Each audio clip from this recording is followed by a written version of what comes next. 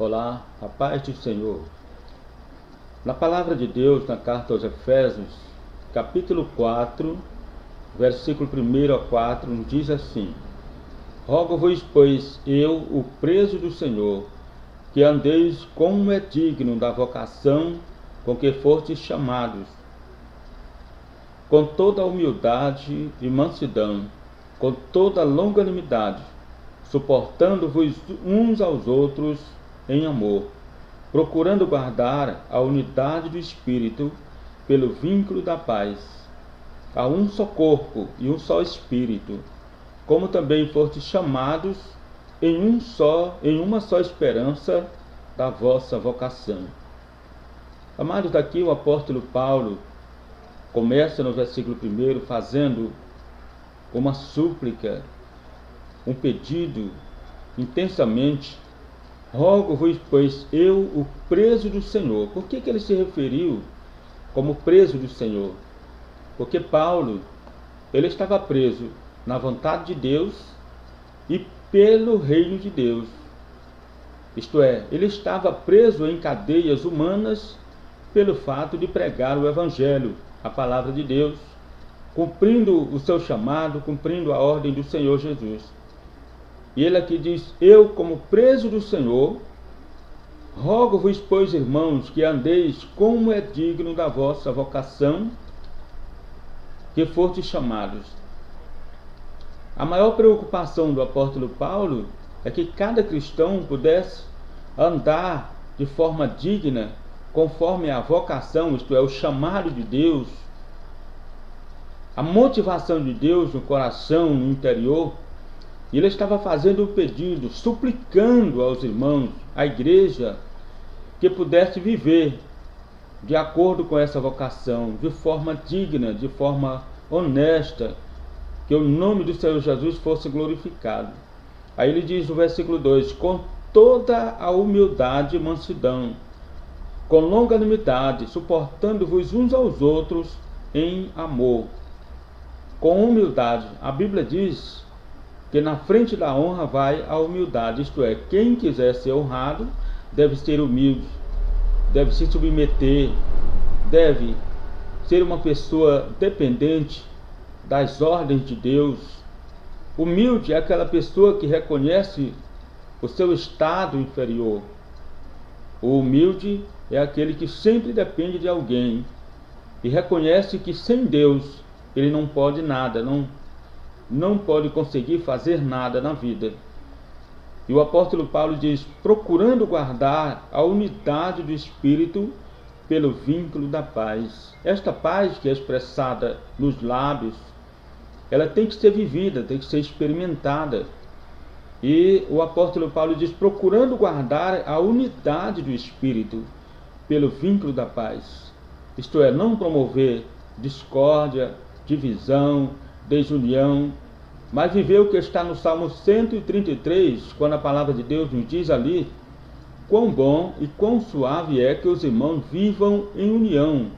É como óleo precioso que desce sobre a cabeça, sobre a barba de Arão, que desce à orla das suas vestes. É como o orvalho de Hermon, que desce sobre os montes de Sião, porque ali o Senhor ordena a bênção e a vida para sempre.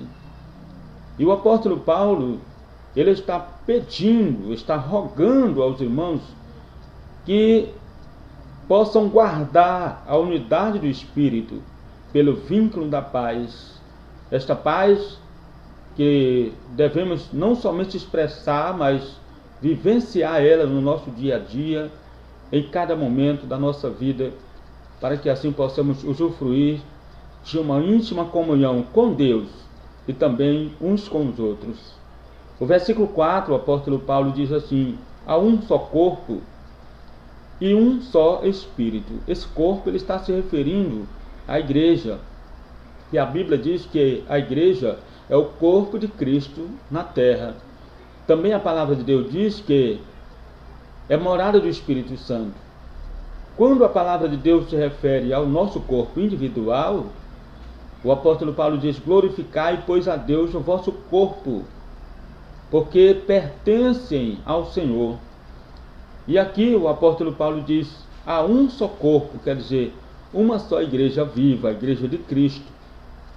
E aqueles que foram comprados, lavados com o sangue de Jesus, aqueles que aceitaram o chamado de Deus, eles são inclusos nesse corpo, isto é, Jesus não tem várias igrejas, ele tem a sua igreja. Ele não está definindo aqui simplesmente a uma denominação, mas ele está se referindo aqui exatamente à igreja de Cristo, o corpo místico de Cristo na terra, que é composto de todos os membros, daqueles que realmente pertencem ao Senhor Jesus, aqueles que foram comprados com sangue. Aí o apóstolo diz, há um só corpo e um só Espírito. O Espírito de Deus, é o Espírito Santo, ele procura manter a unidade no corpo de Cristo, isto é, manter a unidade dos membros. Um corpo é um, mas ele possui muitos membros. Assim também é a igreja do Senhor. Nós não podemos formar uma igreja individual, isto é, formar uma igreja com uma única pessoa. A igreja só é formada com um número de pessoas, com quadro de pessoas, e estas salvas, lavadas no sangue de Jesus. A Bíblia não dá garantia para aquelas pessoas que acham que fazem parte da igreja de Jesus, mas de fato não o fazem.